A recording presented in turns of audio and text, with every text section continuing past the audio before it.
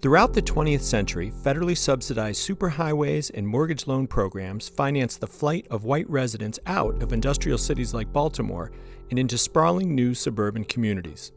At the same time, government-sanctioned urban renewal programs led to the displacement of thousands of black residents and a precipitous shift in public resources away from many of the black neighborhoods that remained. The result has been a 40% drop in Baltimore's population that's left behind 15,000 vacant houses and scores of black neighborhoods in search of investment, businesses, and jobs. Shelley Halstead is the founder and executive director of Black Women Build, a nonprofit that promotes home ownership and wealth creation by training black women in carpentry and building trades as they restore vacant and deteriorated houses in West Baltimore neighborhoods like Druid Heights. Druid Heights is a historically red line neighborhood, so somewhat disenfranchised over the years. There's no anchor institutions around here that sort of drive the economy, so very low income. I hate to use the word resilient, but you know, people are trying to hold it down here. What would the people here in Druid Heights tell you would make the most impact for their ability to hold things down? Jobs. Jobs. There's no work here. There's no work around here. There's no, jobs. And that's one of the goals that Black Women Build has, right? Is to be able to create jobs through teaching a trade. Yep, absolutely. Yeah, I mean, that's how I've been able to get around and do whatever I've been able to do, is through learning the trades and using that skill set. The idea is, you know, if you're interested in a trade, that you would be able to get work after this. We have relationships with other builders who are interested in hiring our participants when they're done. That would be amazing, but we're not there yet. How does that model make an impact on the 1900 block of Edding Street and Druid Heights or throughout, you know, West Baltimore? I think it shows that this was possible, that I'm just one person and we've rehabbed almost 7 houses in 2 years. And I just wanted to prove the point that it can and does work. Who is the woman that enrolls in your program or that you work with? Who would that person be, and what would you like for them to be after they're done working with you? Most of them have grown up here, and they work jobs that are anywhere between like $13.50 to say $17.50 an hour. And so the idea is to help them basically own a home and begin building wealth, right? And the homes are inexpensive, they're affordable. We have mortgages on this block that are $350. And so what you can do with that, I don't know, you might want to go to school. You might want to start a business. You might want to chase that dream that you've been afraid of because you haven't, you know, you haven't had anything, you know? So before they've even started to work, you have created wealth for these women just by the virtue of them owning their house. Absolutely. And then the neighborhood, it's already starting, there's an uptick already. You know, people coming in, the houses that were being sold for say $30,000 are now being sold for $60,000 or $70,000. You know, what we're hoping is that there's an uptick so that more homeowners see this as a viable option to buy. What would a higher level of home ownership on a block like this or in a neighborhood like this mean? Better city services, that your calls might be answered, that your garbage might be picked up, that the police might roll through here a little more often, that you get to know your neighbors. But here, I think what it shows is that it's possible, that you could be a homeowner in this neighborhood, and you could also have a nice house in this neighborhood. You've been on the West Coast, you've lived overseas. Tell us a little bit about your journey and how it is that you got to Baltimore. I went to law school late in life and then got an office job in DC and wanted to use the skill set I had. And law school made me a better writer, you know, so I figured I could write grants, you know. And I realized that I could talk about things that I was passionate about. What made you so passionate about what you're doing now? I just have always wanted to, I always wanted to build my own place and have My friends come and hang out. And when I returned from India, I had decided I would do that, but I needed to learn how to build. And so I took carpentry classes, joined the union, and it's just sort of been a journey for me, about just gaining skills and being able to do it. And as a Black woman, I say this a lot, but I just want to see us thrive. Everybody else gets a lot of things, and I want to make sure that we do too. But this is how I know to do it, and so that's what I share. Our interview came just days after 4 large buildings that Shelley acquired were set on fire. As Shelley described the early success of her model, she also talked about the personal toll and the grind of being the founder of a small nonprofit. How will you know if this is a successful model? It already is. 7 houses that are basically completed, and 4 of them are sold to the people that worked on them. I don't know if it's a successful model, actually.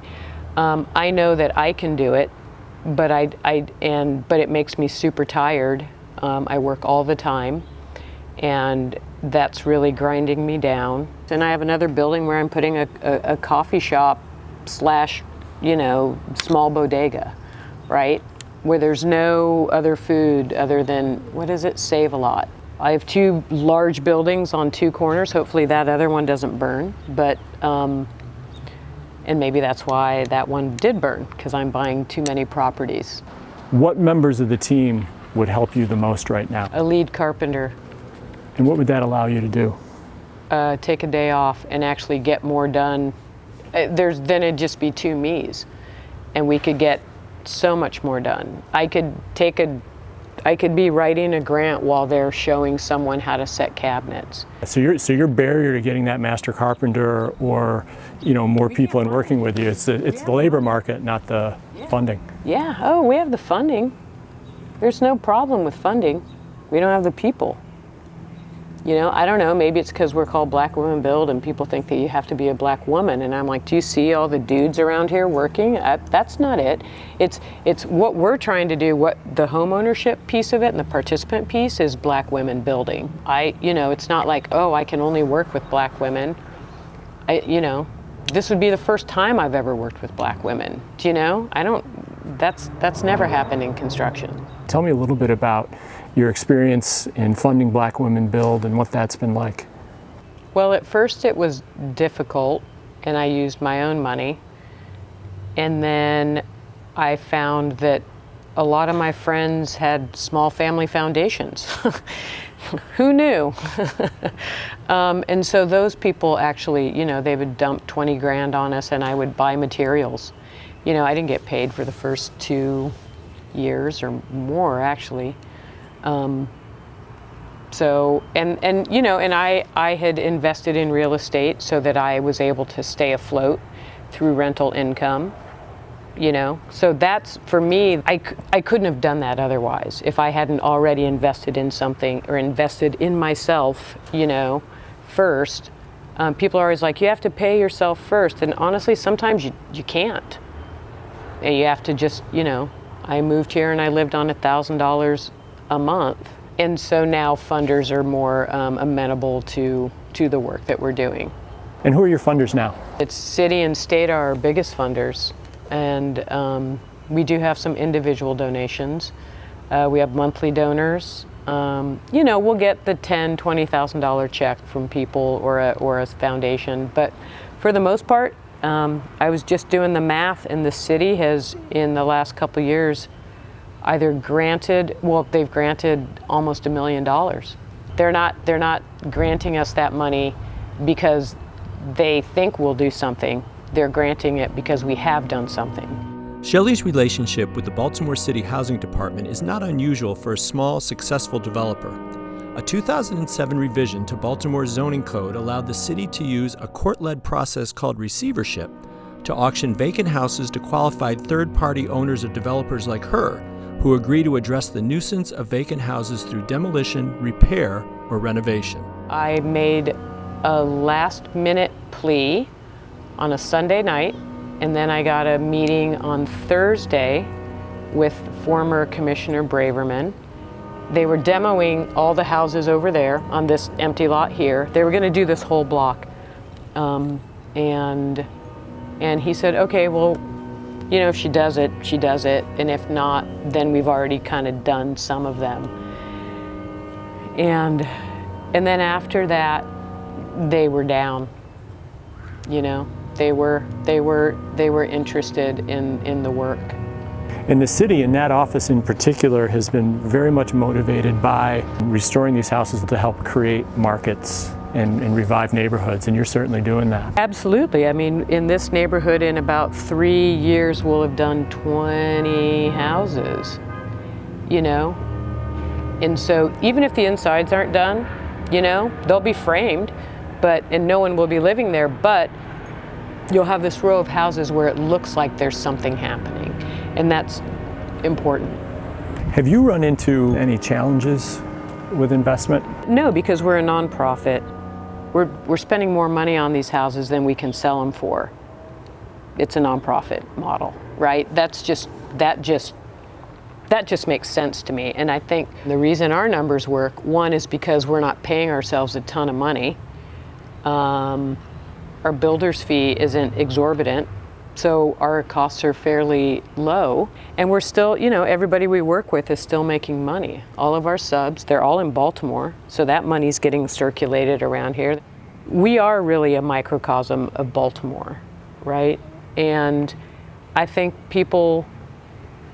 those houses in Harlem Park are massive. There's a reason I started with these. I own a 3-story. I know how much work it is. So I'm going to start with something that absolutely will work. It's sound practice as an entrepreneur to start small. Absolutely. Now we're doing larger 2 stories, and we'll move to 3 stories, right? And so, you know, and we weren't trying to get a ton of houses in the beginning, because most people, a lot of developers will say, well, I need 10 houses, or I need this whole block in order to get funding, right? And then the city gives them the block, and then they sit on the block, right? Or they get funding for that and do something else with it.